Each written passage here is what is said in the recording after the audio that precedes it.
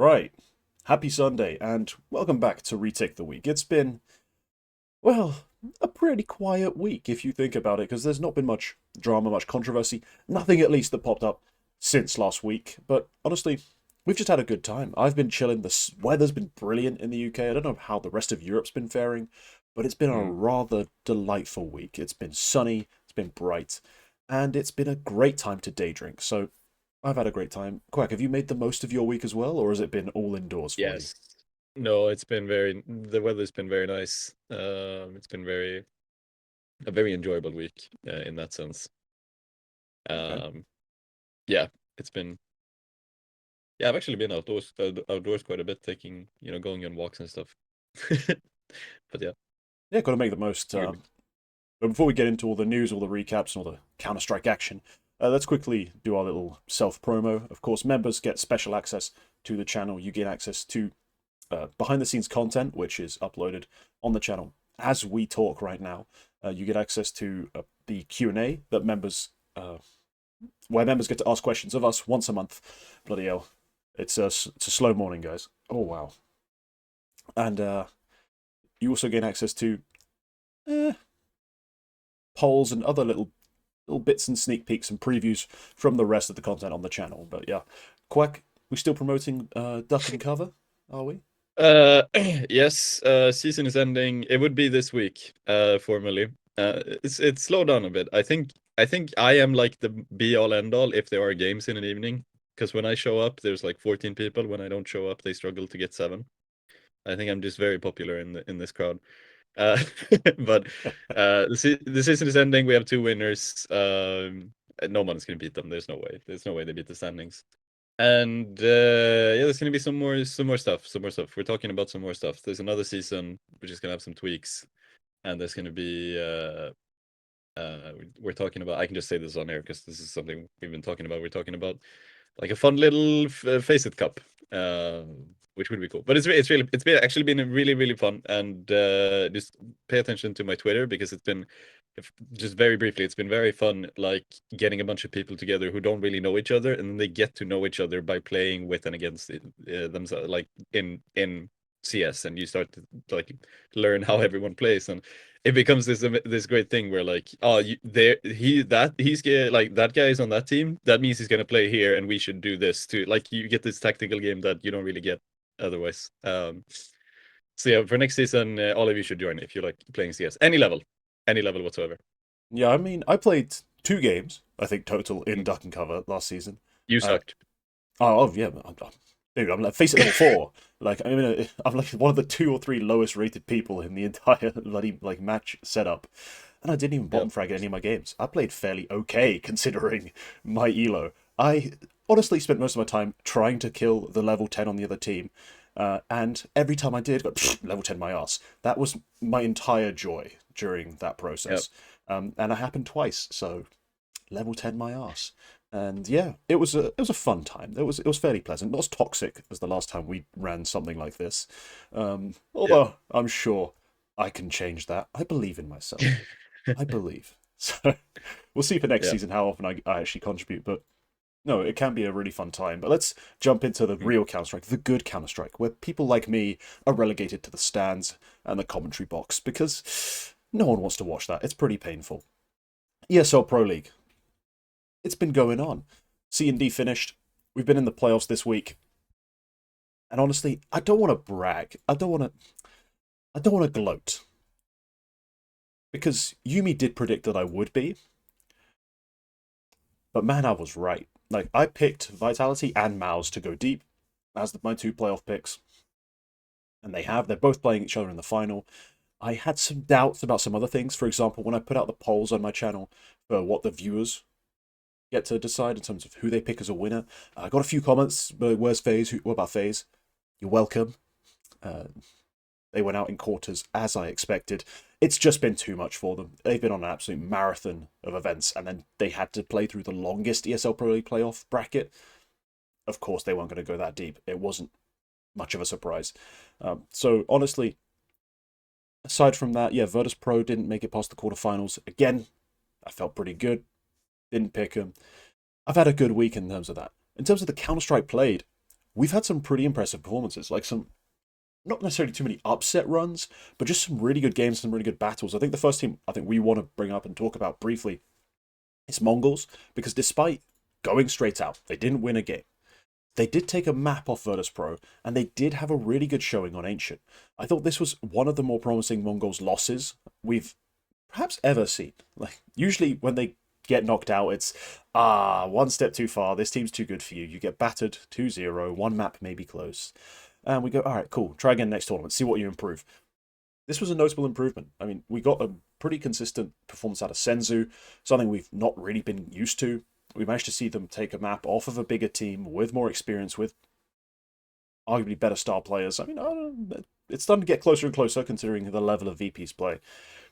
I think this is a great, promising showing. I think it's not too unreasonable to expect them to start being more consistently like just around top 10, like maybe not actually breaking into the top 10, but being a team that's just on the fringes. Have you seen the Mongols development? I saw the huge choke on Ancient. They Yeah, should have won it. it was awful. Yeah, that is awful. But you gotta have those games as well, and I wonder how that's gonna impact them, like psychologically into their upcoming events. About like that's probably a positive, having that big of a choke, because it means you're never fucking gonna do that again. Um, yeah, it's cool. Cool to see them do stuff. I was impressed they even made it this far, to be honest. I would have thought that at some point they stumble. I mean, okay, sure, I can. Um, I wasn't surprised that they made it through to the playoffs, but I think they did it in a much better fashion than I thought they would, which was cool to see. Yeah, Let's see, they were Group B. Yeah, so the yeah, Group B. Falcons Yeah. win. That's Falcons win is expected. G2 win is unexpected, and then of course lose to I Vitality. mean, Falcons wins expected. They are still playing like Dupree, Sumpius, Magisk, Madden, and Snappy, and beating them. Like, that's no small feat. Sure, Falcons did go on to then lose to BetBoom, and you kind of think, Yeah, they're not that good, and they lost to G2, who'd finally woken up at that point in 6th to 7th place decider games. But no, I wouldn't call it a given that you're going to go and beat five of the most experienced players in the world, tier one event winners, major it winners in some cases. Like, that's just not a given. It wasn't is a given. Wasn't it is an impressive feat. I? Yeah, it is an impressive feat, but I also expected them to make that. And I think honestly, I don't remember what it was, but I think the bookies would have agreed with me. I think that they probably had Mongols as the slight favorite in that series. G2 series, absolutely not. I did not expect that to go the way of Mongols. We talked about this when it actually happened, so there's no point reiterating it too much. But I was impressed at that point already, and if they had actually beat VP, then dude, it is. I would have almost said, like, if Mongols are the ones walking into that complexity series, Mongols could very well have gone to the final or to the semi-final. I don't think they beat Maos, but they definitely could have beat complexity. Um, so that would have been interesting to see. It's a shame that VP robbed us of that storyline, having Mongols make a semi-final in a big event. But yeah, cool. They have their own home turf for the next event, which is going to be the Mesa Nomadic Masters Spring 2024, which is the Mongolian Esports Association, the Mesa. So we actually have it's a half decent event. They're the top ranked team, and I would say they probably are the best team in attendance. So that might be the first time we see Mongols like take a LAN win, which is like it kind of would be. I guess they might have won something local, but this is going to be against like Gaimin Gladiators, which is the exotic roster. Aurora are going to be there. They just got announced as a replacement. OG Oh yeah, as well. OG this for some like weirdly OG seem half decent with Heavy God and like Heavy God and Nexius, and now Modo is there instead of Regali, which is actually kind of worked out. So I mean, this is going to be a good good test for the Mongols, I think, because they're going to have the home turf, and then there's going to be some other stuff like Bleed are also there for their first LAN. We're going to see Chinggis Warriors. yeah. The fact Uh, that Chinggis Warriors came through rather than any of the other uh Mongolian teams was kind of amusing. I was actually following that event and not knowing yeah, that it was the qualifier for this LAN. Just watching, like, yeah, as IHC, the Huns, Eruption, and Chinggis Warriors playing to see who gets through. I did not have Chinggis Warriors going through. I would I no, don't. I would have said the Huns just based on who's there. But It should have yeah, been the Huns, realistically, out of yeah, that group. But there's a group stage we don't even have on HLTV for these events because these are like an yeah. actual like Mongolian, like sort of regional event. And yeah, there's going to be another one qualifying, so there'll be another Mongolian team in attendance. I'm hoping. Where is Yami playing right now? He seems to rotate through Uh, the scene quite a lot. Atox off the top of my head. He No, was, but he's now playing he's not nowhere. on anyone. He was Oh, on the Huns, and then he yeah. played. Briefly with NKT, but no, okay. Yeah, I'm not sure what's going on with him. He was a talented kid. Hopefully, he doesn't just disappear into the nothing. yeah. That that's a digression. But let's see what Mongols do because this was cool. Yeah, that's going to be a cool event. But no, Mongols, cool run into playoffs. Not a bad performance, all things considered. One team that, I don't know. I'm going to bring up two teams essentially in one here because I'm not sure what to make of either one entirely just yet. And that's Astralis and Liquid. Uh-huh. Because, my word, Liquid, they made it look really difficult against FlyQuest. Hmm.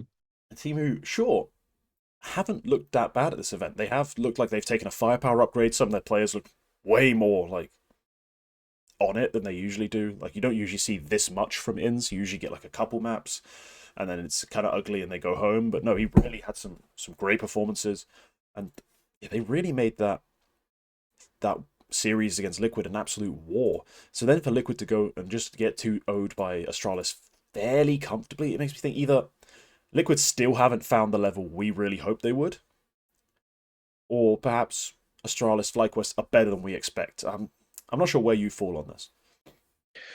I think Astralis have had an impressive event because Liquid also had a very difficult time, or not very difficult. They still like came second in their group, but the two games they played to get there were sort of labored. Like they lose a map to Furia, they play very close maps against Monty, who I just don't really rate at all at the moment. I think Monty are kind of on the fall off. Uh, and then this very difficult series against FlyQuest, who I think are relatively competent. I think Dexter has brought a lot of good stuff into this team. It, like sort of managed to bring out Inns keeps a similarly high level, and has sort of managed to bring out some competence from this team. But so meanwhile, Astralis absolutely walked over their group, which included FaZe. Still relatively close against FaZe, but like that's a 2-0 win. Like it wasn't overtime, it wasn't three maps, it wasn't anything. They absolutely stomped Eternal Fire, who I still think are a competent team. Um, and then of course they have the free win against the 3D Max. That's so they make it straight into the quarters. But then this series against Liquid, it's not really contested by Liquid. So I think Astralis are probably better than what I don't think this was like an even matchup or anything. Especially not at this event. I think Astralis have sort of hit the ground running. I don't know if this is just a honeymoon thing because we touched on this last week when we talked about Group A happening, and after they beat FaZe, and I think I brought up like, is this the start of the new event winning Astralis that like they are trying to build? Is this like the start of that? Or is this just like last year they make a couple of top fours here and there, but they don't make a dent anywhere else?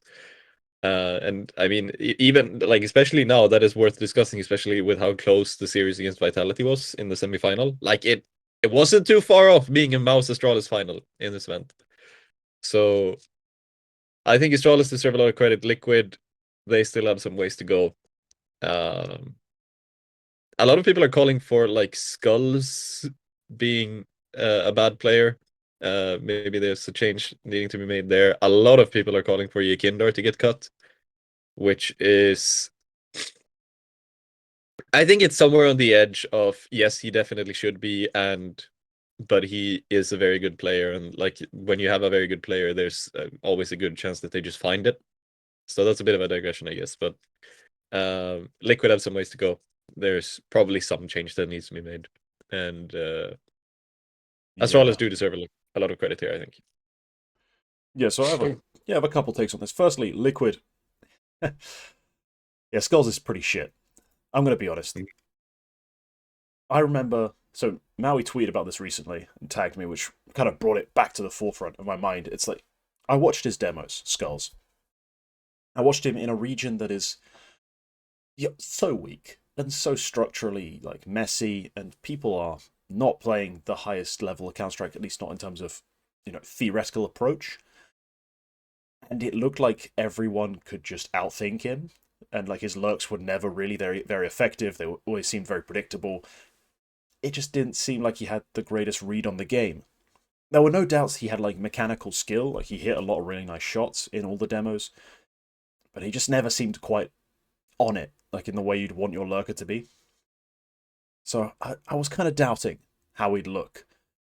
And since then, honestly, he's just looked horrible. And the biggest problem has been that T side. He's just abysmal. So I think it kind of has to happen at some point if Liquid want to win now. Like if they want to win in this calendar year, you probably make the change in summer and hope you can, or change now, even really, literally right now, just to go get someone else in that spot. It's kind of hard to say who you'd actually go get from Americas. But the other problem is, yes, your Kindle has had so many underperformances that it's starting to get a bit exhausting. And the topic that came up, the idea that was suggested, was actually Mabs ND. I think it was on one of like the Thor and Maui shows. They brought it up. I think it was a hot take point made. This was a guy I brought up for Liquid back when they were signing Cadian.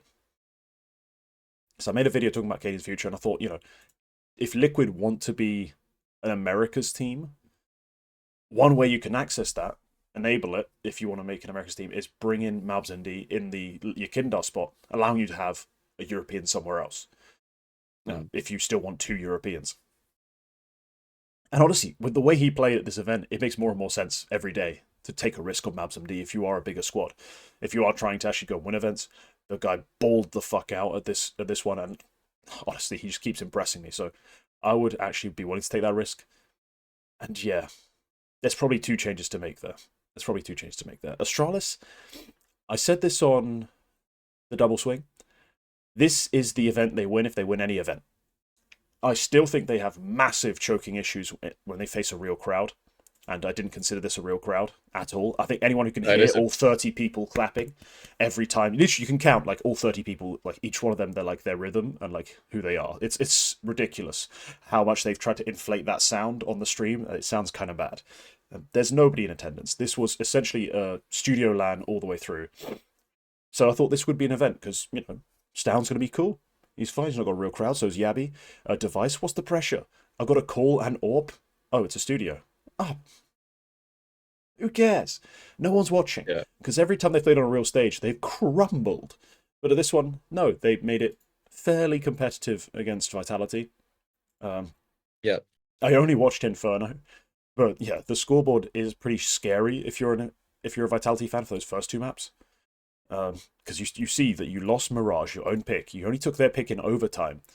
That's kind of rough, and especially if you saw they did drop the ball. They had map point Vitality going into the end of Vertigo. They could have closed out 13-10. But the fact they had to do it in overtime is worrying. Yeah, it's a relatively quiet series considering how he's played for ZywOo at this event, and especially more in that Spinks really just didn't get himself involved. Like, Inferno was fine, but I'm looking back at the stats. He really did not have a good time on the others, and he looked really good in certain maps in this event. I think he had like an amazing nuke game in the series before that, where I really thought this is vintage, like proper Spinks. Like, oh yeah, it was against FaZe. He had really great CT side, like fragging out of the A site. So I thought he was going to be on it this entire event. So him having a bit of a quiet one is a bit worrying. Should maybe influence your bets into the grand final if you're a better. But I think Astralis, if they were going to win an event this year, it was going to be this one. Otherwise, I'm not that sold on the idea of the roster. And honestly, I think they have a few mental issues to get over before they start winning events. They can, but I don't think it happens this year. I think Stound Yabby still need to get their heads around the big stage, the big moment. And I think Device needs to honestly just get his reps in as a caller, especially as the old system fades, the old ideas fade, and he's coming, like, having to rebuild himself, establish the way he wants to call the game. It's going to take a little time, get his reps in, but they are annoyingly dangerous in group stages, and that's going to be a problem till the end of the year. The thing with Device taking up op is this was something that came out this week, which was a Swedish interview with Fuzi, from like the main Swedish championship where he talked about like his time in Rare Atom. Uh, Apparently, what sort of came forward here is that Fusi actually took over the IGL role on Rare Atom towards the end of the team. Fusi a very like proactive opper. He doesn't really reflect device in the Yeah, he's same not way. a well. He's not a conventional currently like the CIS meta of like ultra passive, always saving. Yeah, He likes a risk. I've always liked that. yeah.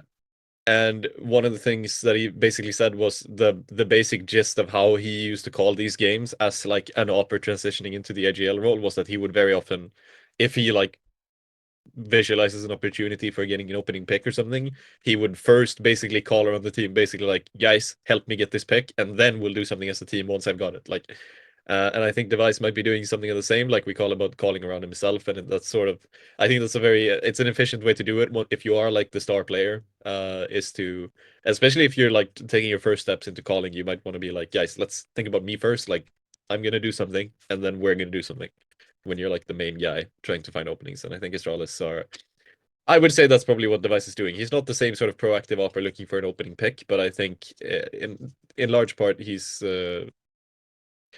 when people say this about Blame F, they talk about it negatively and they say that he's doing it to inflate his own stats and like he's doing it for his own good. I think it more might be the case that they realize that they are the better player on this team. They are the player who are expected to do stuff, and the entire team is going to be better off if they actually do stuff. So let's so then you focus on getting that done. Um, then of course there's different degrees of hell, but yeah, I think it's cool. It's cool the Device is doing stuff. I still don't trust him fully as an IGL. Like you say, he needs to get his reps in. He's not going to be good out of the bag. He might be smart, and he might be like.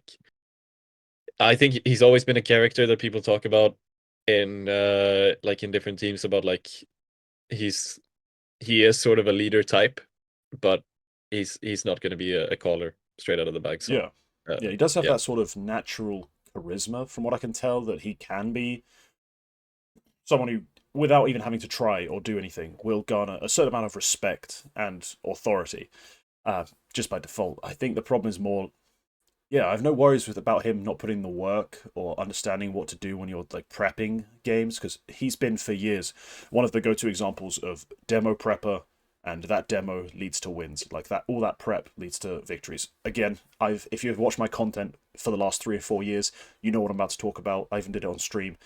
Overpass against SK Gaming at one of the majors Astralis won at this point. Who remembers which? He spent the entire game basically walking into the exact location Fallen would be pre-aiming Fallen and just shooting him. It was actually yeah. absurd how outmaneuvered and outprepared Fallen was. And I always bring it up as the quintessential demo to watch as an AWPer on how to play the AWP properly. Because he didn't take a lot of risks, but he found a lot of opening kills because he was ready for the spots and knew how to take his fights. So, Device, in that sense, I'm not too worried. But yes, when you're in the actual chaos and you've got 4 people who don't know what to do, everything's not working. The game plan just isn't quite figuring it out. Your coach has some ideas, but when you're trying them, it's not quite working. You're battling. At that point, do you know what to call? And can you call it with confidence? That's where real IGLs need to be tested. Especially if you, like, even if it's a close game, hell, when you're down like 6-0, you get a timeout, coach makes a call, it doesn't work, you're then down 8-0. What are you calling as that IGL? And how do you keep yourself in it? All these things can only be learned once you're playing and once you know the players around you, like in those moments. So it's going to take him a little while, I think, to adjust to it. Uh, could work though. Honestly, I'm surprised on how well the system seems to fit in now that they've got Bro like into the mix. I like he's properly like fitting into the supportive roles. I think they might legit be a really good team. I just don't think it's going to take. I don't think it's going to happen for a little while. Just for a little while longer. Yeah, they have Blastfall finals lined up. They have like they have events where they can attempt this because they have a decently packed calendar for the rest of the season. So let's see how it goes. But yeah, I think you might have been right. If there was anything they would have had a decent chance of winning this year, it would have been EPL. You could say Yeah. that for a lot of teams. Yeah. It's an event with a lot of teams attending, and it's an event with a lot less pressure than other events. Which as a spectator, I quite like that. It's a nice change of pace. But For it's also a big opportunity for, I would say, teams like Astralis, teams like I guess Mouse to a degree. Like this is an It's event where massive they for should, Mouse. Like they don't have the yeah, big stage pressure. They're favorites for me going into the final today. yeah, So yeah, no, it's great. It's a great event for teams who are still trying to find their feet and honestly get used to like the stage because it's not a real one. It's a little bit of a stage. It's not a real stage, and at least it gives you the confidence of playing a real playoffs and winning a game. Then you get the like monkey of it's not the playoffs off your back, and then you can focus on all right. There's 10,000 people looking at me and get that yeah. Goliath off your back because that's a much more difficult one to deal with. Well, okay, let's talk about a couple other teams because I think there's a lot more to talk about here. Complexity smoked Virtus Pro. I honestly, I think you brought this up before. You thought Mongols would have had a better chance. Uh, no, I don't think they would. I think they'd have got absolutely smoked too. I think Complexity in this event had an absolutely like stunning run of form. Just coming into the playoffs, their group it's not that difficult. They beat Pera, they beat a kind of misfiring Heroic as we later found out, and then they did, not comfortably, but they beat Navi. So you think, all right, cool, those are legit wins. They then get Virtus Pro in the playoff bracket. I'm thinking, the way VP have played, the way Complexity have played, I don't see how VP win this. Because VP have played everyone close, no matter how weak. And this team Yeah. is not weak. And yeah, it was demolition. I mean, destruction by Elige, who really outstandingly, like he played amazingly all event long. This was his highlight best of three though. That was class, vintage. I think you could look back on that and go, hey, Alicia still got it. If a Complexity lose the next like three events, go out in groups, you can at least say, keep Elige. Cut whoever the hell you want. Elige still has it. He's actually still a Don. That was an amazing event, and that series was baller. They then lost to Mouse. I mean, they managed to have a surprisingly uninteresting series, even though it went all three maps. Because map 1, Slaughter. Map 2, fairly one sided, but still a little closer in favour of Mouse. And map 3, Slaughter. Yeah. So it was a bit of a dull series in that sense.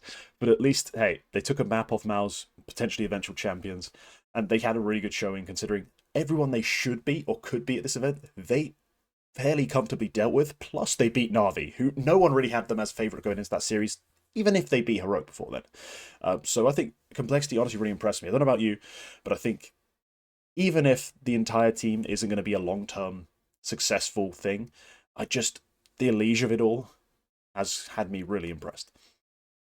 I can't help but notice, aside from the para match, which seems to be a weird exception, uh, in all of the maps where Complexity won the map, Halzerk has really good stats, and in all four of the maps where Complexity lost the map, he is horrible statistically.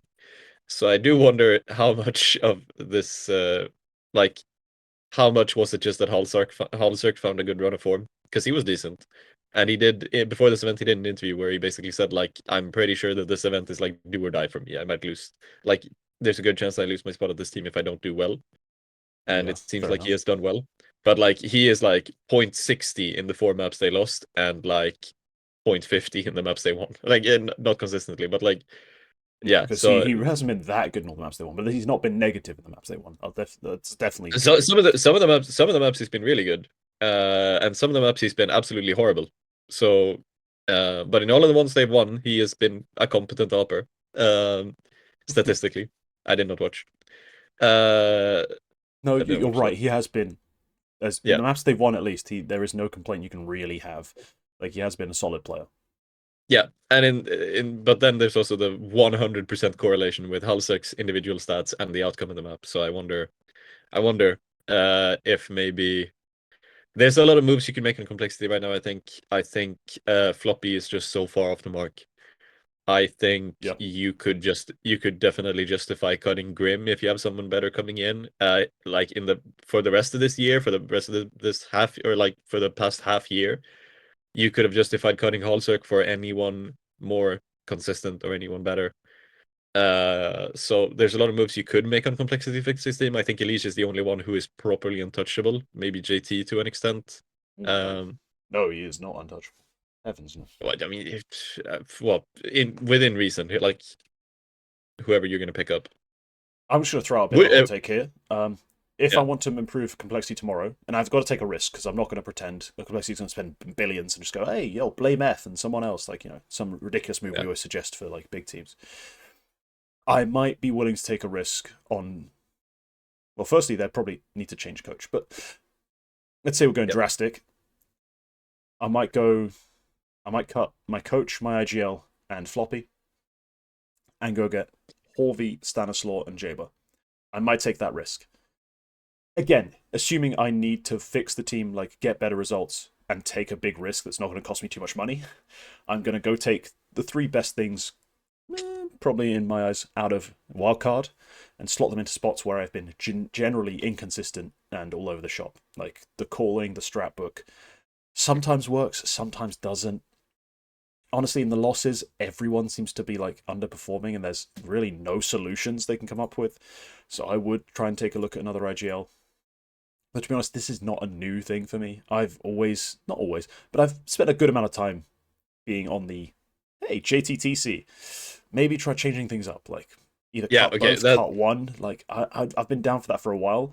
And if you're gonna keep telling me floppy's the next great thing, you can't base it off of one best of one every 6 months. Take a risk on Jaber. no. I'm just saying. Floppy's off. Floppy's off in any case. And then I think really anyone except for Elish, you could probably make an argument would improve the team Yeah, quite it's just about drastically. finding Depending the on who, result, like who the replacement yeah, is. Yeah. it depends on who you put in. I'm before this event. If Holzerk didn't say this event is do or die, and then he actually played a good event, I would have said Holzerk was out. And like, look, who do you have? You have Knock right now. You could have brought Knock into this team. You have whoever else is available. Um, Honestly, Holzig for Nork is kind of slaps. Like, honestly. yeah, I would have taken that, and I would have probably even said this move is gonna happen unless Holzerk actually played a good event. So, which he did. So it's yeah. Let's see. Let's see. Let's see. Let's briefly, Yeah, honestly, let's try and briefly touch on one more team before we finish up with this topic. Nartus Vincer, born to fluke. Let's be honest. Were we right or were we right? Like when I say we, everyone who said they were fluking. Were we right or yeah, were we right? Like, god damn, they did not look good in that Navi in that phase series. I mean, sure, and their own map pick went to overtime, but aside from that, it wasn't great. Yeah, there's no real good win for them at this event. They get even handled by Cole, then smacked by FaZe, who ended up looking tired and weak when they played Vitality. So I don't think it was that tough a series to go and win. More importantly, though, no, JL is not the best rifler in the world. Who would have thought? And maybe firepower is a bit of an issue on this roster. Again, who would have thought? They got a good performance out of Bit. That can be said. He was still there and wonderful. Played a bit below his averages. But the biggest change, I think, from the major is JL wasn't pulling miracles out of his ass when they weren't out calling people. Because when they outcalled the other team and had everyone in the right spots, sure, it works. But when things were not perfectly going to like the two-man crafted script, JL was bailing them out. He was hitting impossible shots in the major that he just didn't hit here. His rating ends at a 102, I think. That's okay for a support player on a team that doesn't need an extra fragger. But they desperately needed another fragger. So I'm not trying to be too down on them. I still think there's a way for them to make this roster work. But I'm just, yeah, major win. It was a very big one-off, and I think we're starting to see the reality of that here.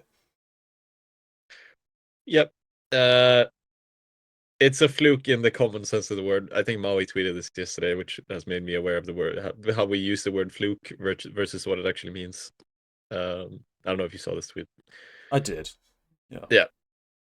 In the common sense of the word, yeah, it's a fluke, and I think we called this, and yeah, it is. Yeah, it's fuck man. Drinking game for this episode. How many times is Quacke gonna struggle with his hay fever? Uh yeah, everyone's already on the floor right now if you've done that from the start. Who yeah, Navi they need to do something. It's not too much to say, is it? Like, yeah, it was major win was a fluke. they didn't show up in the next event. That wasn't even the next event. It was one of the next events. Eh. Yeah. Is that the full take, the full analysis? That's the full analysis of how much Navi was a fluke. Like, yeah, we called it. Wasn't exactly a big thing to Yeah, call. I'm gonna be honest though. That tweet just made me think. Yeah, it's usually like the common definition is actually like it involves a lot of luck. Yeah. Yeah, Navi got lucky. JL played like Nico for one event. Yeah, there you go. Luck. That's all. That's all I Yeah. have to say on it because that's the luck factor for it. Like Oh, here's something. You think that the G2 Navi or G2 Mao's storming very much impacted. Did you think that had any impact on Navi's win? Navi's. Like, do you Not really overall, but do you think Mao's it infected like that series. Yeah. yeah, and then Mao's go through to the semifinal? Do you think they have a better chance of knocking out Navi in the semifinal? Is that who they played? Navi played G2 in the semifinal of the major. Oh.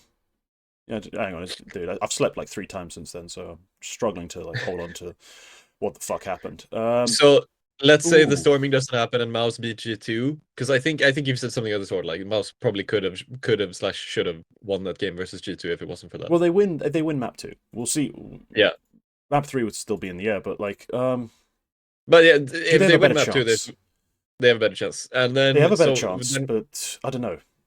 Because look at then we how have close Mouse and that Navi series instead. against G2 is. Holy crap. Yeah. Like, it's so close, and that's with JL pulling out literally everything out of his ass. As someone who's in that stadium, I was fucking pissed off how he hit literally everything possible to get them Yeah. 2 overtime wins. So considering, well, not one overtime win, 1 close one. Considering I do believe Maus are a better team than G2 generally, like right now, I would say it's more likely that if it's that close, it swings in Maus's favor. Yeah. But it's hard to say because if JL plays at that same level, like they Yeah. might still lose 100%. anyway because he was just Deus Ex Machina at that point. It was just, hey, no, I'm hitting that, I'm hitting that, I'm hitting that, I'm winning this clutch. Like it was silly. So no, there's a good possibility they still make it through in that one occasion. But no, more importantly, this event, things came crashing back down to earth in pretty much the way most people predicted it would. You're not going to get that level out of JL. You need to be expecting Bit and Wonderful to be your carries, and in the playoff game especially, Bit and Wonderful were horrible. The 2-caller system, whilst it might work, it can produce some good, like some really well-called teams and some well-called sides. If you're both fragging like callers, you're going to need someone else to step up, and no one did. So big issue there. That's pretty much all there is to it. Let's wrap up this topic, I think, and let's move on to the next one, which Yeah, we've been going on for a while. we have a good 34 minutes on Pro League, but hey, it's Pro League playoffs. It's pretty big playoffs. Now we're talking about the Eternal Shuffle, where we start with our favourite team, our favourite player. Gah, what a treat. NIP have added Isak. Wow. They really went and pulled out all the stops this time. They got Isak. Which it's just like, okay, I thought it was a bit of a weird cut for Gamer Legion if they were just cutting him, but adding him to NIP is like, yo, that's your signing? Yeah. I don't know. I mean, it's not a, okay, let's try and be reasonable here. He's a decent support player. I was only really mad that people talked about him as if he was the next great support player, which anyone with 2 eyes attached to some nerves, which end up at a brain, no, he's not. He is a decent one, though, and it's not the worst move they can make, especially if, I think we talked about this, and I might have tweeted about it, like the way they then have to rearrange their roster role-wise is that you have Rez as like your more aggressive star, you have Maxter as like the guy who's going to more hard lurk and potentially, be left as a closer, and Isak is going to be essentially on T-sides a pack player, and then you have your 2 anchors set. Maxter is probably going to be your small site anchor, Isak your big site anchor, or vice versa. So I'm not sure actually that works on every map, but they're going to be your anchoring players, and then Rez is going to be your good rotator or your second bomb site player who usually gets set up with. It depends on how they prefer it, but Alex might be the IGL rotator, as become meta now in some teams. I'm really hoping it dies because has been an issue. Like Snappy on Falcons being a rotator has been a problem. Like, sure, you know the util, sure, you know when and where you want to be, but my brother, your crosshair is just not where it needs to be for this role. It's really off. So there are some ways this works, and it's not as bad as maybe my initial reaction was, just because I spent so long battling Isak propaganda on this show and online that maybe I overreacted. It's not that bad a move, but when you look at the roster, you do feel a bit. I still feel a bit iffy. I mean, you're more in tune with the Swedish scene. How did you take this? Uh, it's a move that they could have made, and it makes a relatively sound five squad. Like it makes a relatively sound squad for this team. Like in terms of role balance, in terms of talent, I think you have, like you say, Isak is a competent support player, and I think that's exactly what they need to get the most out of Maxter and Wrinkle on this team. So but like you could have said the exact same thing for the last team. Like it's relatively sound. Like they fixed the role issues, and then it turned out it was the worst NIP roster to date. So I'm not it's sure who not thought much the to roles were say. fixed, but That was mostly fine. Like you had on paper, it was like they fixed the big old clash issue where you had 5-star players, and now instead you had Alex bringing up the rear, you had Esatag bringing up the rear. It's not good. It's just you know it just doesn't it make takes a lot. much. It didn't make that much sense. But no, like this one, It was I much will more. say this one makes way more sense. Yeah, This yeah. makes role Uh, wise more sense. Sure, that one was compared to Broland iteration. Yes, yeah. it was better, but it was still bad, and there were still the massive questions around everyone's performance level because Rez, who knows what he's going to do. Config was on a massive downturn. Head Trick was baiting and not being very impactful. There were many Yeah. questions that were beyond just roles, and yeah, all of the Oh bad yeah. things came Yeah, true. yeah, yeah. Yeah, yeah, yeah. But I do think that to a degree, I mean, okay, config I guess is somewhat misplaced on that team. But you could basically have Essetag being where he wants to be. You could have Alex where he wants to be, Rez where he wants to be, and Headtrick. Well, I guess at that point he was an opper and he was trying to be an opper. Um, that was something that like on paper could have worked if it wasn't for all of the other issues, which were obviously huge. In this team, for some reason, NIP for the past 18 months, they've been like, well, this player likes to play this way, but we're gonna challenge him by playing another way. Like they do all of these weird shit. Like they do, we're gonna try playing Brollan as an anchor player, actually, and we're gonna try playing Rez as an opper. Let's see how that works out. Like, no, just play them in their positions. Like, why would you move a center back up to a striker position? Yeah, I like I in that sense I like this team, but I can't fucking say that. Like I just can't say that publicly. So um let's see how it works out. Isak is a cool signing. Some people thought that this was like a move towards going full Swedish again, which is absolutely not true by Well, you've any still got a stretch of the Spanish imagination. IGL, so that's a pretty key part of But switching. more like long term. I don't think that's anywhere near true. The idea being that at some point in the future you might cut Alex because compared to Wrinkle, he's the one who's more likely to underperform out of the two non-Swedes. You cut Alex for a Swedish IGL, and then you decide, well, we're not going to speak English just for this one guy, so they add some Swedish opera, whoever that might be. Fuzi, I guess, would be the top candidate right now. And Just they bring just go full Fusi as Swedish. IGL AWP. It's fine. Oh yeah, fair. I don't think that's happening by any means. I think they've been very, very, very clear. They are interested in being the best team. And at the moment, the big orgs in Sweden don't think that you can be the best team while being full Swedish. This is them trying to be the best team. Holy okay, no. Long term. The I think the only way that happens is if this roster also completely fails and come 2025 when they have no safety net in terms of partner spots, they are not even like top 20 in the world. And if they are still that dog shit, then they might just say, fuck it. We are not going to try to be the best team anymore because we are just bad at it. We're just going to build a Swedish roster and like go back to being the wonder child, like the favorite child of all of the Swedish fans. I think that's the only way it happens. If this roster turns out to be even remotely good, it's going to stay international until it wins a major or disbands entirely. So I don't think there's any credibility to that at all. Obviously, signing Isak, I think it's a nice bonus that he's Swedish. They now have a Swedish flag on HLTV, which is something that like fucking everyone was talking about. Like, oh, they should sign Isak, so we have three Swedes, which is nice. I guess it's a nice symbolism, like of NIP are Swedish again, but they aren't. They just flat out aren't. Um, so Yeah. I don't. I Yeah, it's a cool move in that sense. I think it does free up Rez, Maxter to play the positions they want to play. Um, and Isak as well is obviously where he has been and should be for the past couple of years, positions wise. That's cool.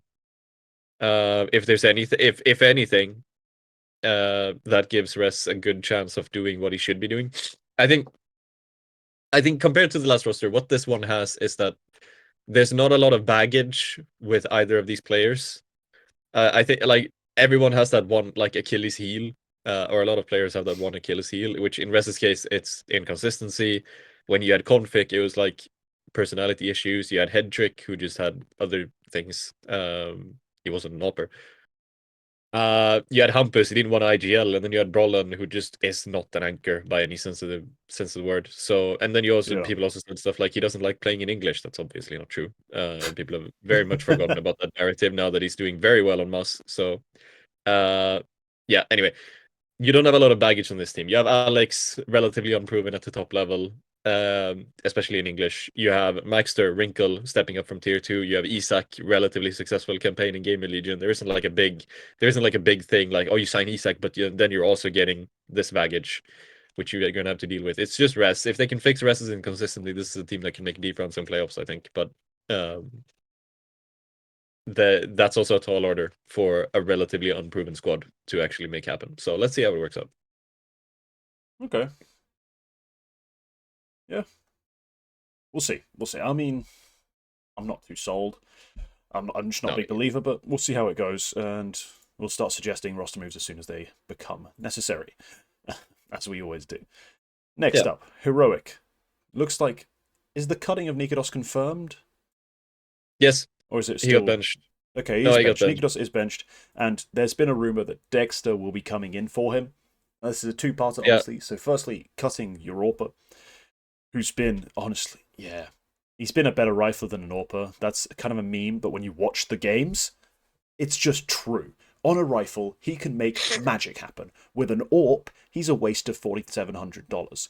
That's just the way it's been. So I get yeah, it. I get it. I get it. You're not going to keep him, cut someone else for an AWPer? Like, that makes no sense.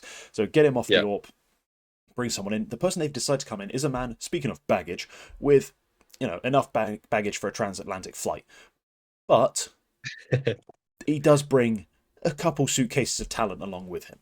There's no doubt about that. Dexter, the last time we saw him, was still a pretty high performing, like impactful AWPer, like when we saw him on an actual team for an extended period of time. So I'm excited to see him return to competition if that turns out to be true.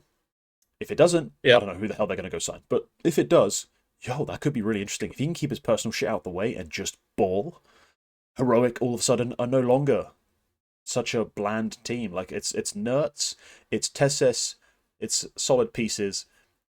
They probably won't go very deep. Now, there's a little bit of spark in the team if Dexter arrives. yeah. Nicholas literally said on Twitter that for his next team he wants to transition to a rifle role. Okay, even You he know, gets it. yeah, He's fully you know, bought into his own meme. yeah, absolutely a Nicholas thing to do to just like be a meme. But he's out. I think they knew this was coming. This is why they bombed out of EPL. Because I think that's basically what he said as well. Like the way I read his like Ben like I'm so sad to leave. The way I read that was he's known this for a while. Probably before EPL, which makes it even more funny that when he was like shouting shit to NIP, like he was like, "Oh, Baxter, you're so shit," and then Blue Phoenix is like next to him, like, "Bro, you're benched. Shut the fuck up." Like that was just funny. If Dexter comes in, I won't say I don't believe it. I just don't have any reason to believe right now. It's Yeah, it's like, just an empty rumor, but it's something to talk about. yes, yeah. I mean, like, if he's gonna work out, that's like I have no reason not to believe why he's gonna work out. Why he's not gonna work out. I mean, like he's been a competent player. He also does bring a lot of baggage. He's been out for a year.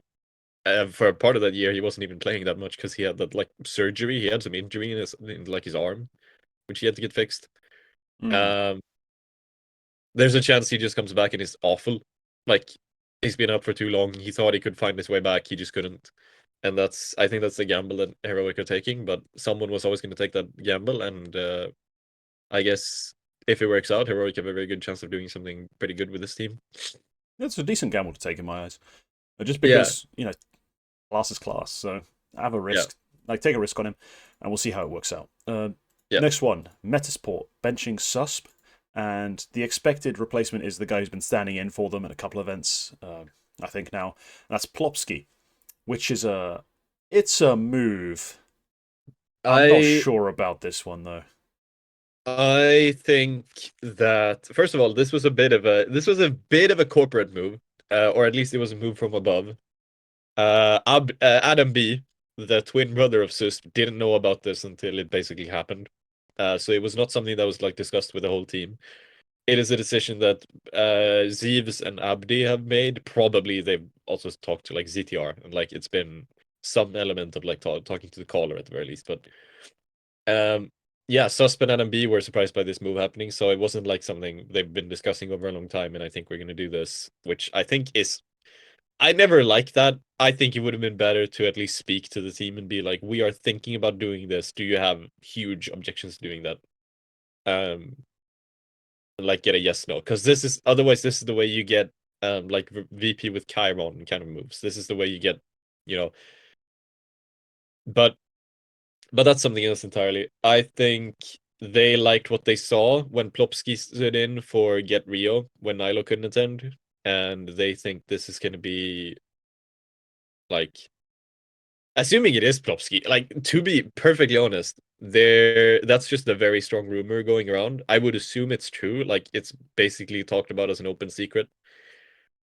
But they also talk about it in a very weird way. It's like, Plopsky's gonna stand in for us because the contract isn't finalized with our new player. And then it's like, you might as well at this point just say, we are in negotiations with Plopsky and he's gonna play with us until we finalize the contract. Like, you might as well just say it. Uh, Yeah. Kind of like how Falcons just said, yeah, we have Simple on loan and we're trying to sign him. Like, that's just what they said. Hmm. So, I think I think the reason for benching Sus out of anyone is that you had to bench a rifle to get this guy in. I wonder if it's more just like Plopsky is available, someone else is going to pick him up. We liked what we saw during Get Rio, and we want him on the team one way or another. And to get him in, you need to cut one of the riflers, and Susp was the least performing one other than Nilo, Adam B, and Susp.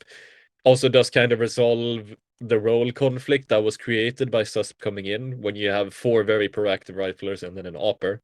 It's kind of like the NIP thing. I remember there were some worries about role clash.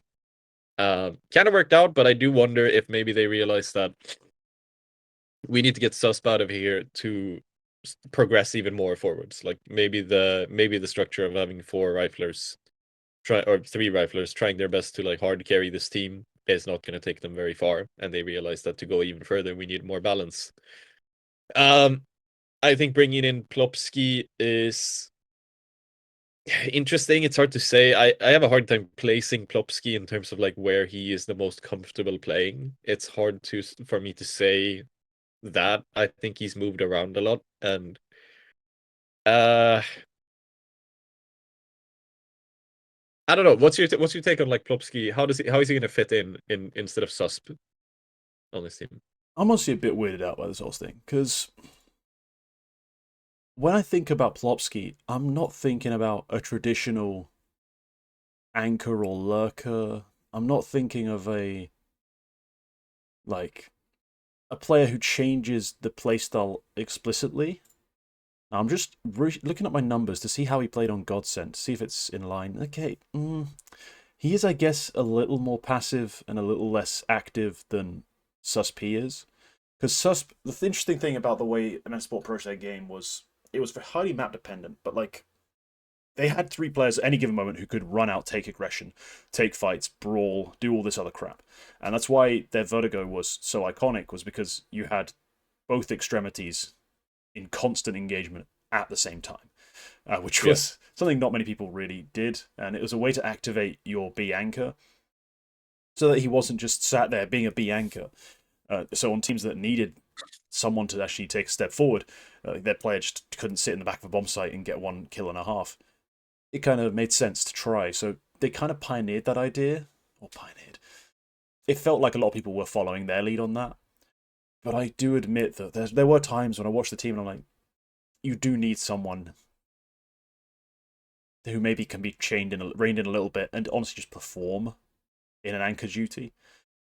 Someone else on the team other than like ZTR. I mean, Nilo's just good, right? He just is good, but he's not explicitly an anchor as well. So I do like it in terms of that sense. Like you're trying to change up your playstyle, add a little more of a conventional side of it, but bring in someone who's experienced, bring in someone who's talented. And I think also part of it might have been also the way he performed as a like communicator, because he is a more veteran presence.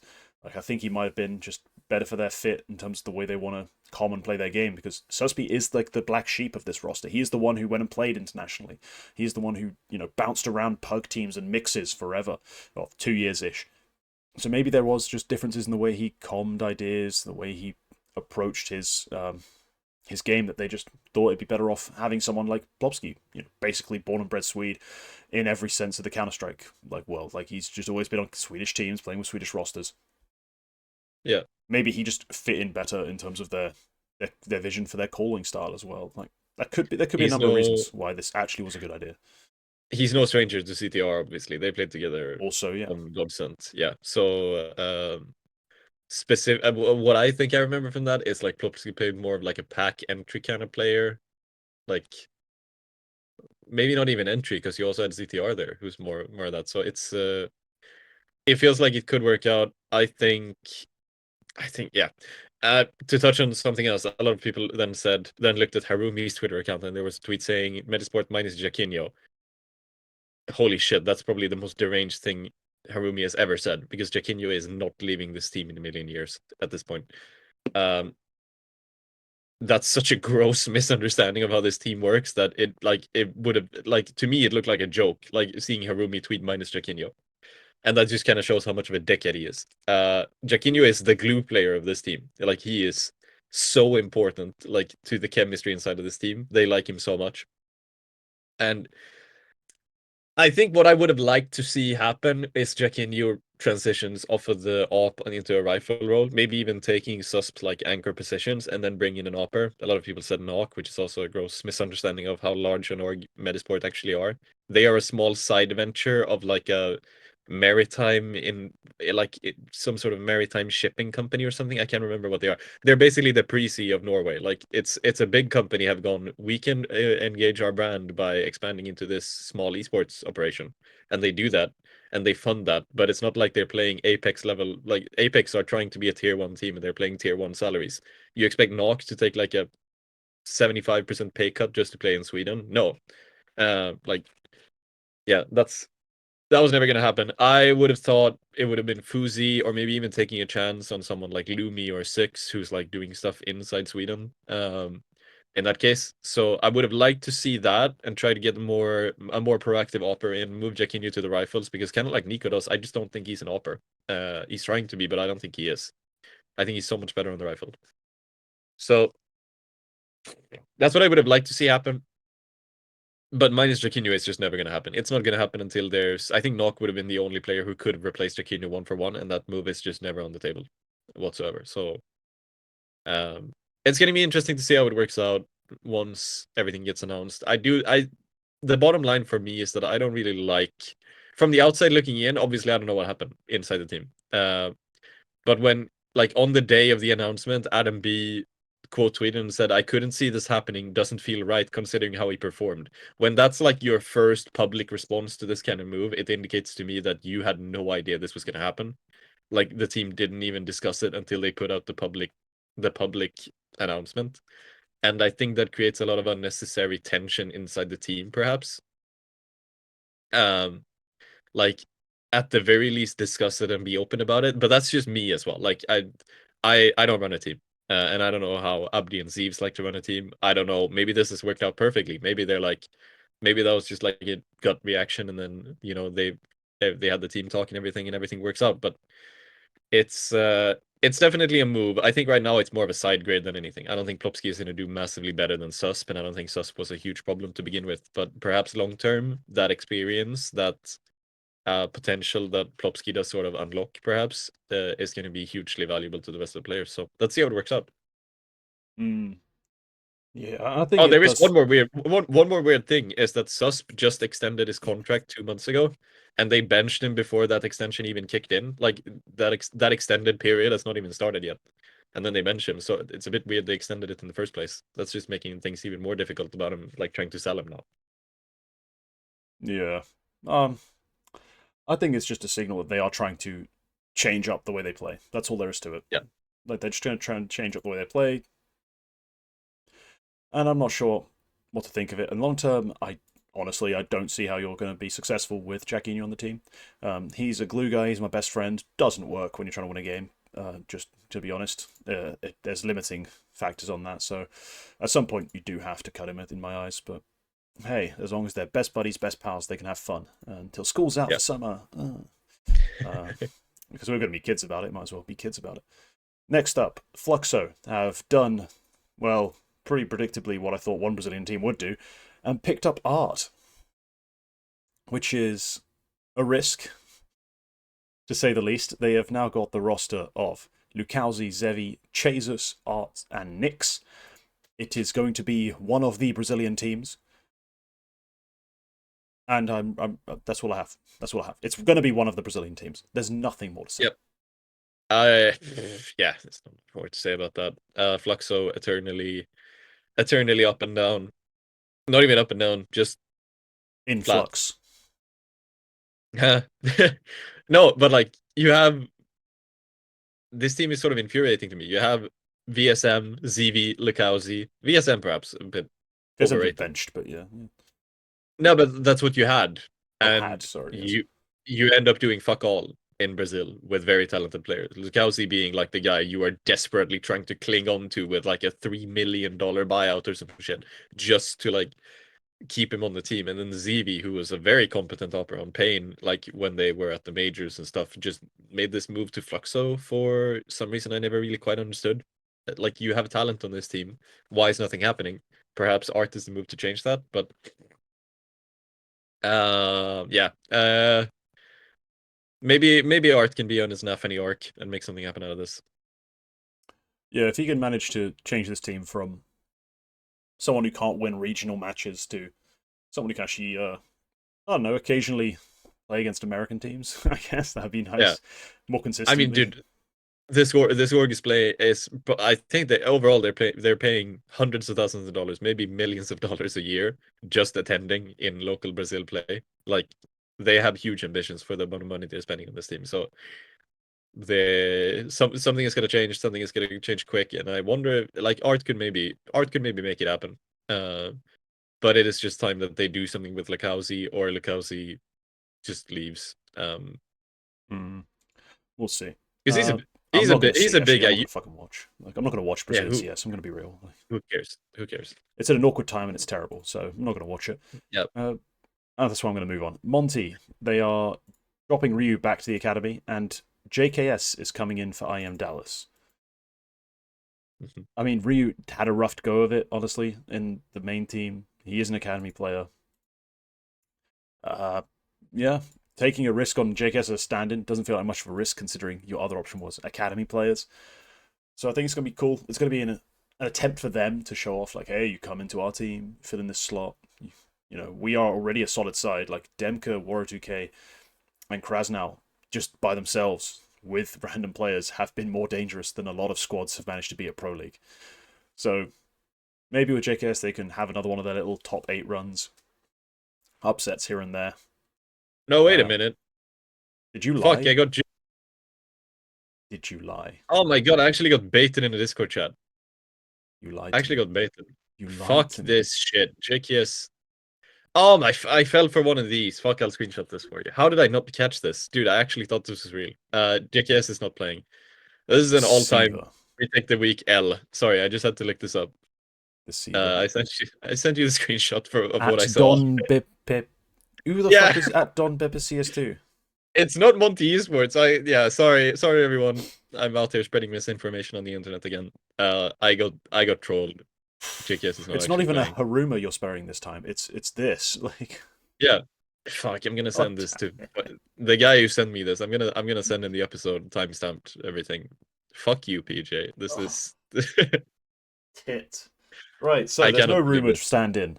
But hey, it's not No GT. rumor. Race off. They said soon there will be an announcement for the main roster lineup. I'm guessing they're gonna have that finalized for Dallas. Jesus Christ. Uh, Right. So yeah. that lie Sorry, everyone. we can move on from. Gamer Legion are adding Flamus, and I was a bit confused by this because firstly I had to look up who Flamus was when I first saw this, Yep. and then I looked up what teams he's been on, and I'm like, oh, he's one of the reasons that Namiga team pops up every now and then. Yep. I'm not sure how he fits Isak roles, No. but okay, Yeah. have fun, I guess. Like, I'm not sure what this move is, but go You're nuts. cutting you're cutting the guy they always talked about being like the most selfless, most best support player in all of Europe. Like that's what Gamer Legion were basically saying. Like they posted all of these like videos about like yeah, Isak is just the most selfless, best player in the entire world. And then you add the guy who basically hard carried Namiga to Chengdu, I think it was. Like you're Hmm. adding like what is this? What is this? But I mean, look, I like this Gamer Legion. This is like the move that made the new generation of Gamer Legion, which is pretty cool to be honest. Snacks, Volt, Slend, Andu, and Flammus. Now, zero of these players have anything in common with the last year's Paris roster. It's just the coach Ash. Yeah. Um, I like that. I couldn't give a rat's ass about Flammus to be honest. I haven't seen him play. So, but all of the rest of the players I like, and Gamer Legion have been competent with their hirings. Historically, they do seem to find success out of basically picking up tier 2 players, and they do seem to make something out of that fairly consistently. So, uh, I I like the move. I wonder if this like the last time we had like a new generation of Gamer Legion was when they picked up Acor, Zooey, and Kios, and that team was very good. It was a big step up. So I wonder now that they've sort of lost all of those players. I wonder what's Volt, Slend, Andu, and this Flammus guy going to bring to the table for Snacks to work with. Yeah, I'm just very confused about this whole thing. Yeah, I don't that's get weird. the idea of the move, but hey, they can have fun. They can Yeah. try it out. Why not? It's not my problem. It's just role wise doesn't make any sense. But hey, if they think they can make it work, go nuts. Like Yeah. that's all there is to it. I will see how it works out. Probably not going to be great. And yeah, we'll see. We'll see. I'm always a bit weirded out when a team drops a support player and just goes, hey, let's just go grab a dude with stats. Like, that's always a bit Yeah. odd. Yeah. It is. But, oh well. Finally, Linvision have cut G. All right, now next segment. Unless you have some deep and intricate thoughts about Linvision's G, because I I really think don't. after the major, you said some positive things about like moving Zachar off the op and bringing in G because I'm pretty sure he's the opper now. Yeah, So G played better than Zaka. That's about all there yeah, was, and Zaka played decently on a rifle, but I mean, look, I put it in because they're pretty much the best team in China, and they made a move, cutting their opper. So I mean, it that's kind depends of on a who they dumb sign. thing. If they sign someone good, then cool. But otherwise, yeah, they're just I don't know gonna shit about spiral a bit. Chinese oppers. So Oh, you are very uh, frozen. Oh, you're back. Okay. oh, I don't know Yeah. shit about Chinese oppers. Like, yeah, I couldn't even name one who isn't Couldn't Kaze, name and he's not. one. I could name two. I could name Kazi, and he's not even Chinese. He's Malaysian. He's just always played in China. And I could name Danking, and he's retired. He's a talent member because he's stuck in Tyloo contract hell. Uh, that's about it. Yeah, we'll see. I mean, maybe they just go back to Zaka on the AWP. Starry's still on the roster, and that's the player I care about on this team. So Yeah, if it works out for them and they get to play more big events, and I get to see Starry come across to Europe for more games, I'll be happy. That's the long and the short of it for me. yeah. So yeah, let's see how that goes. Right,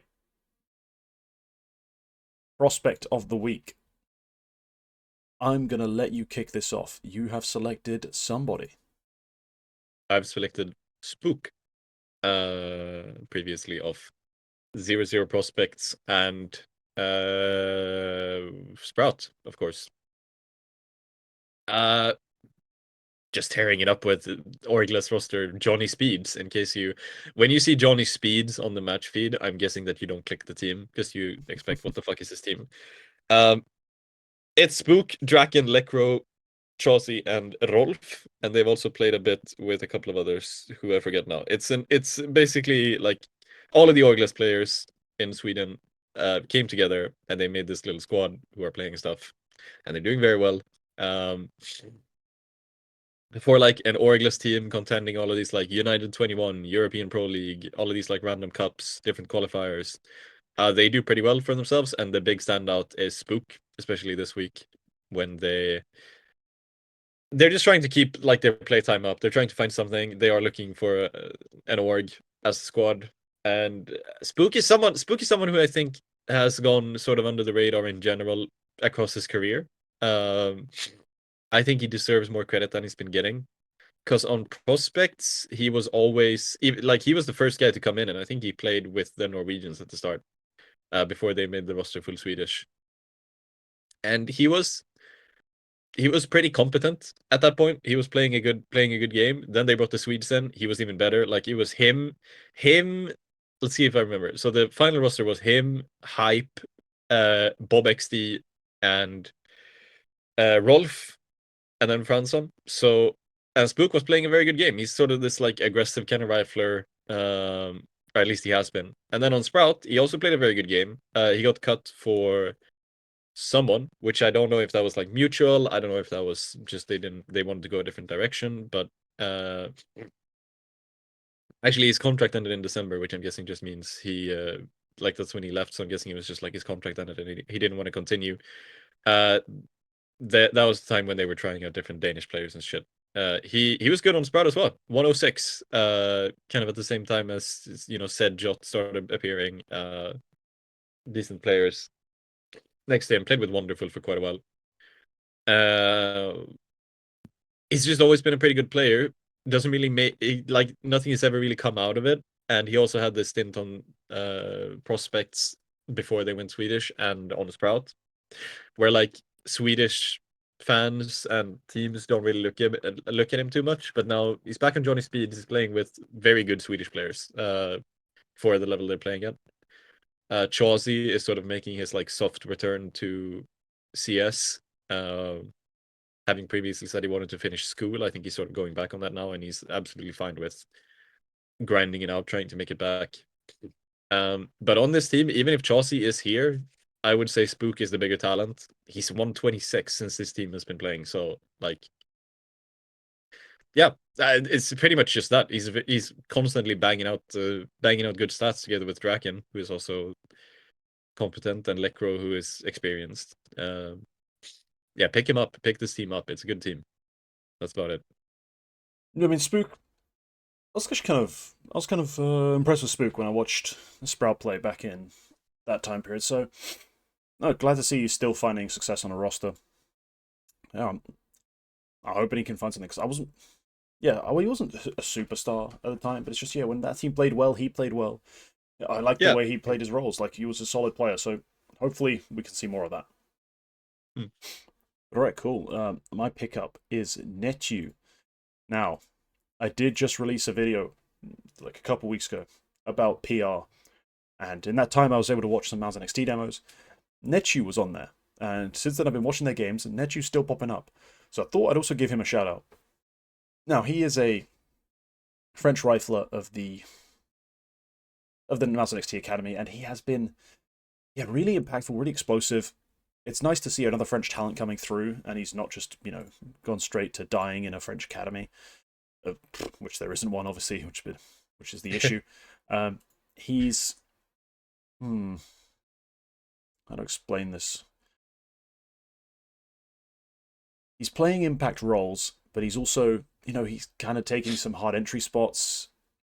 He's a bit self-sacrificial while still having the opportunity to go frag out, and he does frag out. So, yeah, a talented aimer, really good on the explosive side of his aim. Like, one thing I complained about, well, brought up as a potential sticking point when I was watching PR demos, was like, hey, yeah, there's some tougher shots he's not hitting. Like, he's steady, he's stable, but he's not explosive in a lot of scenarios. What I'd hope he would be. Nechu seems to be complete opposite. Like, he can explode like any time he needs to. He can hit crazy shots, hit flicks. Great aimer. We'll see how he develops into the rest of his game, because he's still only 18. But yeah, definitely one to watch, and a player who's... Who was he on? It's the LDLC team, right? Yeah, it was on the LDLC team. He then played with Shocks on Nakama. So he's had like some experience with the French scene. It's just cool now to see him internationally, still putting up numbers and, well, showing off his skill. Yeah. This guy joined as the next year's replacement, which I guess is why he didn't really light up the stats sheet at the start coming into those. Yeah, no, he had a little bit of a rough go of it initially, because he was playing, as I'm saying, like some brutal hard entry spots, but finally he's managed to, like, shine through with his aim. Yeah, and that's really cool, because that's really showing like development and really showing like an upwards trajectory in that sense, which is nice. I don't pay too much attention to most NXT, but I have noticed that they're on a pretty good streak recently. They really are, yeah. They're doing well in different events. They're beating teams that some might say they shouldn't. They had a 2-0 win against Bleed, which I thought was impressive. Like, not that Bleed are doing a huge amount, but they've also been hot, and they have much more experienced players, and these youngsters come in and do a lot. They beat Aurora recently in a CCT game. Like, it's doing good stuff. So I like is this another sort of generation thing when we talk about different generations and teams? This team is now quite far removed from the previous NXT roster, which is now basically the main roster of Mouse. And I wonder if we're seeing, like, are these the next guys? Like, are these the guys who are gonna eventually replace whoever might be the first one to get cut from Mouse? We'll see. I mean, there's no one really on the cutting block right now at Mouse. So Mars NXT yeah, players like, might have to be farmed out, just sold for profit at some point, because there's not exactly someone going to age out the main roster, is there? So, yeah. But like 5 years down the line, do we see these guys in tier 1? Perhaps it's always cool to look at these teams, and especially Mars NXT. They're not that young. What? Nate will be 23? That's like prime age for a Counter-Strike player. Yeah, but he'd have been on a main team by 20. Come on. Oh, sure, yeah, but he's still going to be in tier 1. That's what I mean. Yeah, I'm just expecting most of this roster to be gone in 2 years. I'm going to be honest. If you spend 4 years on an academy, like, aside from potentially PR, who's 16, there's no one on this roster who should be spending that much time in this roster. So we'll see how long it takes them to escape. It just won't be into the main team, I don't think, because unless there's underperformances, I could see maybe Bermalov taking Torji's spot if he has like a downturn and they need a change of things. But otherwise, yeah, you'd expect maybe Broland is the player who gets replaced by one of them, should things go wrong with him. I just don't see the others getting replaced anytime soon. Yeah. But yeah, I think that's going to do it. Yeah, members, remember, you've got your special... It's only 10 minutes, but you've got a special, like, behind-the-scenes preview of us basically discussing our topics and, letting loose any ideas we don't think are show appropriate, potentially. It's going to be one of those things. It was this idea that we had was to, like, we always have a pretty good talk before the show, which is going to be like we just talk random shit. We put together the show notes, like we talk about what happened this week, and then the idea was just like, what if we just recorded that and then hit publish just before we like just before we start recording, because that's good stuff. That's you're gonna see the backside of the Retake the Week the Retake the Week. It's a lot of spitballing. Yeah. And yes, it might be a bit more like, stuff that I wouldn't mention on the show, or I would say, like, cut that out. Like, it might be a bit more like that. Yeah, and there'll occasionally be like personal life stuff, I'm sure, and like topics that we often sit there and just like talk about Formula 1 or football, rugby. Maybe not rugby, because what's the point talking rugby? Swedish twink. What the fuck is rugby? Like, what is that? What the fuck is a kilometer? Anyway, before we get too sidetracked, yeah. So members got another another feature. Finally, more behind the scenes content. And yeah, stay tuned.